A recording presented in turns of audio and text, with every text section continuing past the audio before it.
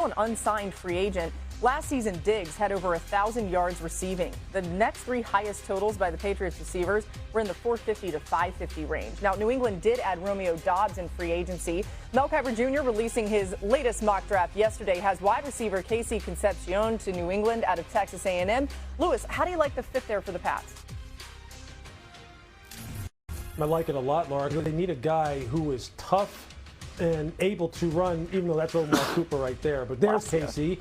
He's a guy who's a do-it-all type of guy who can play three positions, who can really, though, again, control the middle of the football field. He's one of those dudes who average almost 7.5 yards of yak per reception, which is just ridiculous. And he's got just tremendous open field running skills, as you see right there. So I think he fits perfectly with what they have and what they don't have. Let's go to Baltimore, where the Ravens could get some much-needed help on the offensive line. Last season, the Ravens' tackles were great when pass blocking, but were 22nd in run block win rate.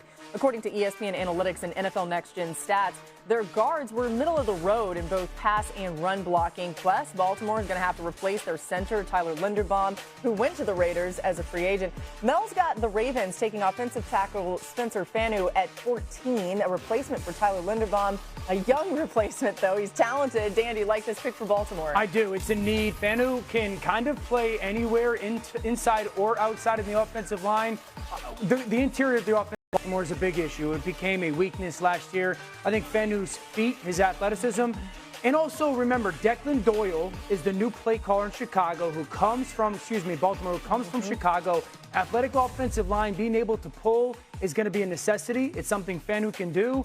I think this is ideal for Baltimore. Finally, to New York, where all eyes are on what they'll do this offseason at quarterback. To say it's been a tough run of quarterback play for the Jets would be an understatement. Each of the last 8 seasons, the Jets have ranked 26 or worse in total QBR as a team. That stinks. The Jets' last quarterback to rank top 10 in the league in total QBR was Ryan Fitzpatrick. That was back in 2015. Although the Jets just signed Geno Smith, Mel thinks there's still help on the way. He has him taking quarterback Ty Simpson out of Alabama at number 16. Adam, what are you hearing, though, about the Jets playing at quarterback?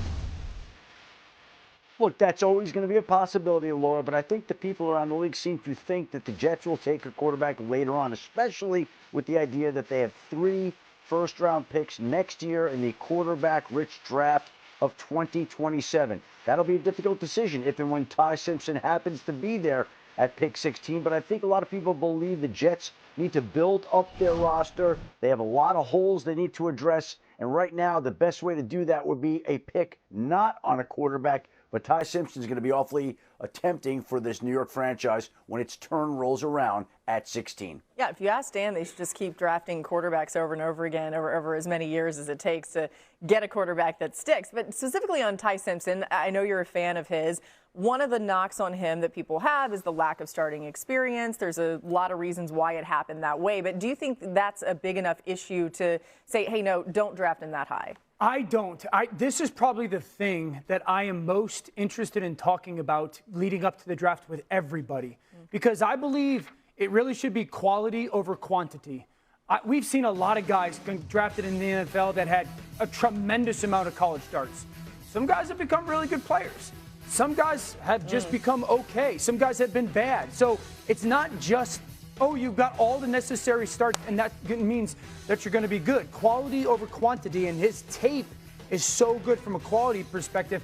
I also think this, and this is what I kind of wanted to talk to with Lewis, and again, I want to talk to everybody about this specifically, is, Lou, do you think we have to maybe evaluate the starts that these quarterbacks, and maybe other guys too, but quarterbacks get differently in this college NIL era, right? Because certain quarterbacks are getting paid a certain amount of money, and that means that's the guy that's going to start for this school because of that, and that means the starter has got to go elsewhere. Is that a valid discussion to be had about why guys may have a certain amount of starts?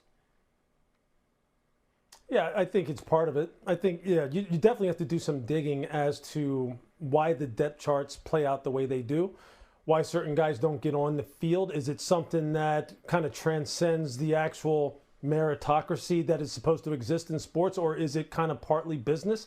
I think now with the way NIL is taken off, obviously that's going to be a part of it for sure. Look, I think with Ty, look, I've had this discussion with numerous different people. Okay, there's the GMs are always trying to mitigate risk, right? They're trying to reduce the risk of being wrong. And one of the data points that they point to the most is number of starts. It's like the number of starts, hand size, height, weight, lower body composition, all these things that are kind of like objective statistics that they can then go back to and say, this is why I took a guy, this is why I didn't take a guy. And whenever I hear that really being thrown out there about a player, I go, well, then why the hell do we watch guys at all? Why don't we just get to the combine, measure them all, and then let them throw, and don't even take into account what they do and what the quality of their tape looks like? Because look, I'm with you on Ty Simpson. His tape, the quality of his tape, whether it be from under center, from the gun, 3-step, 5-step, play action, move the pocket, layered throws, timing throws on the outside, swing passes, halfback wides, Texas, I mean, all those kinds of things, running when he needs to, getting hit in the face, having no running game, and continuing to stand in there and fire. I'm going, well, what does all that count for? Yeah. What is all that? I mean, how does that look to you? You know, because, and I guess it would be nice if you had 30 starts instead of 15. Sure. I just don't think he's going to last very long. And I think if he goes to the right place, Dan, and he's to be able to sit behind a good veteran quarterback with a great offensive coordinator and quarterback coach, there's going to be some people who really regret not taking him. That's kind of how I feel. Like, I truly feel the quality of his tape is very much so on par with the guy who's going to be the #1 pick, or presumptively Fernando Mendoza Mendoza out of Indiana. We put up some of the stats of his production in that play-action world where you're throwing the ball down the field, which is kind of what we're seeing a lot in the NFL right now. Right. 6 years ago, it was a ton of RPO and space. Now it's, let's get back under center, let's go play action, let's go chunk.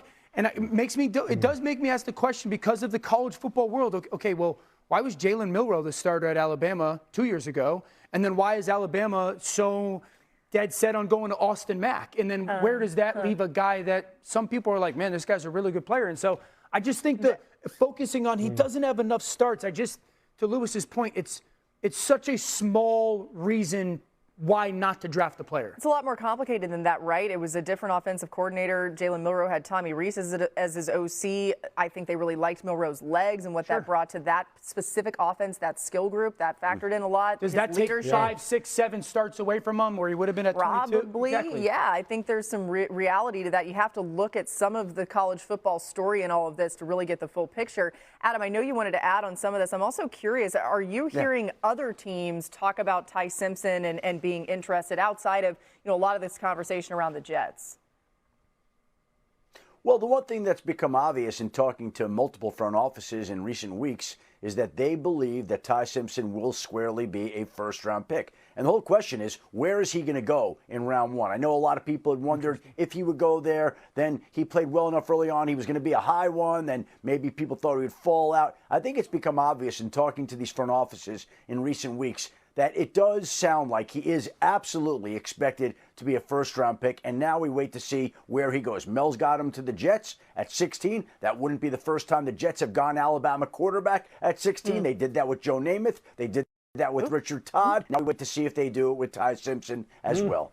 A lot of the conversation around the lack of starts, I get it. But one number that I think really tells the story about who he is as a quarterback: 5 interceptions in 523 attempts, 21 touchdowns, 1 interception in his first 9 games last season. This guy set an Alabama record for the lowest interception percentage. That's pretty impressive. 2 of those interceptions were on 4th down. Yeah, good point. Exactly.